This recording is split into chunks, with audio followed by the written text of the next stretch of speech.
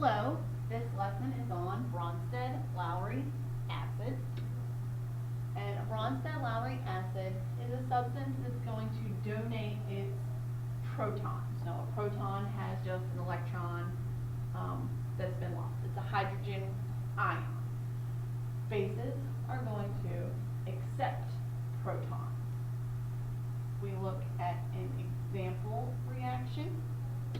Use our basic form for an acid, which is HX. Let's say we add water. Our products, this is a reversible reaction, so that's what the double arrow is for. Our products are going to be H3O plus and X negative. You do need to know that H3O plus is called hydronium. So we're looking for the one that donated its proton. So when you compare your reactants, these guys, to the products, which are these guys, which of the two reactants, when it became a product, lost its proton?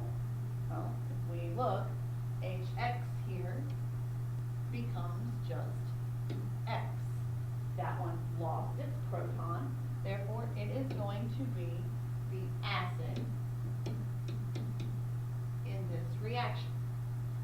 If we look at our water, we went from H2O to H3O plus. So that one gained the proton, so that would make the water the base.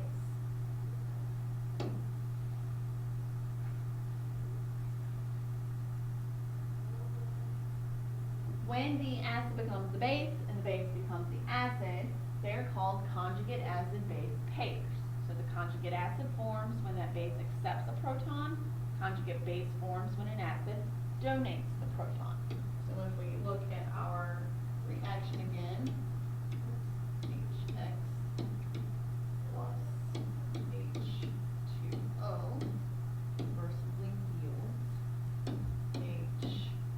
H3O plus X negative. X negative being some anion.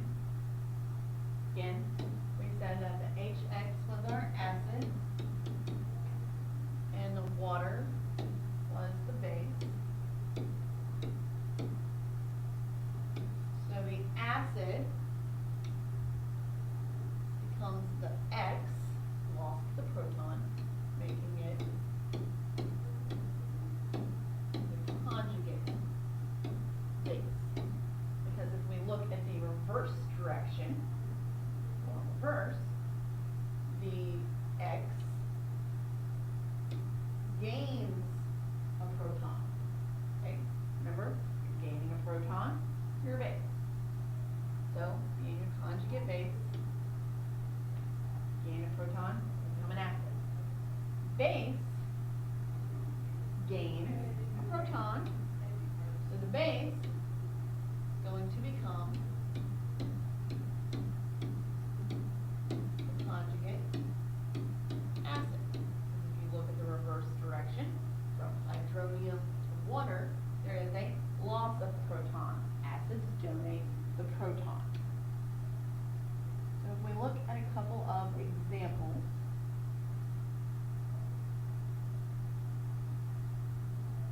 okay, first example here, we have HF plus water reversibly yields H3O plus F negative. So you need to identify the one who loses the proton. Whoever's losing the proton is the acid. Once you've identified the acid, the other reactant has to be the base. They're going to end up gaining that proton. So we have HF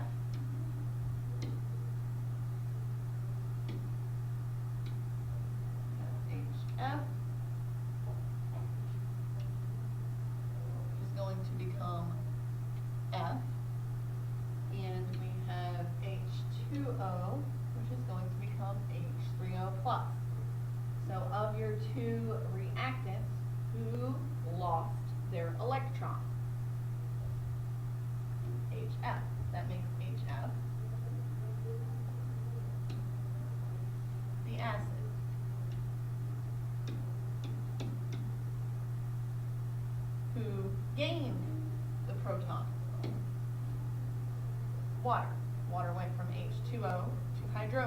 gained a proton. That makes it the base. Acids will always become conjugate base.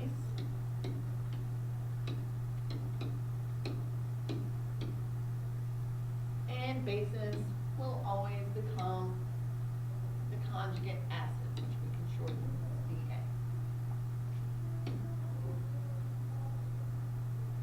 Another example, NH3, which is ammonia plus water, reversibly yields NH4 plus, which is ammonium, plus OH negative hydroxide. Again, picture ammonia here. We went from NH3 to NH4 plus, and the water went from H2O to OH negative. Which of our two reactants, ammonia or water, lost their proton? Water. That means water has to be the acid. Ammonia would then have to gain that proton that's been lost, making it the base.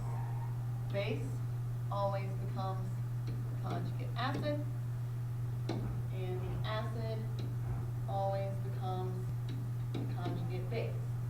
So you'll notice in these two examples that the water acted as a base in one reaction, acted as an acid in the second reaction.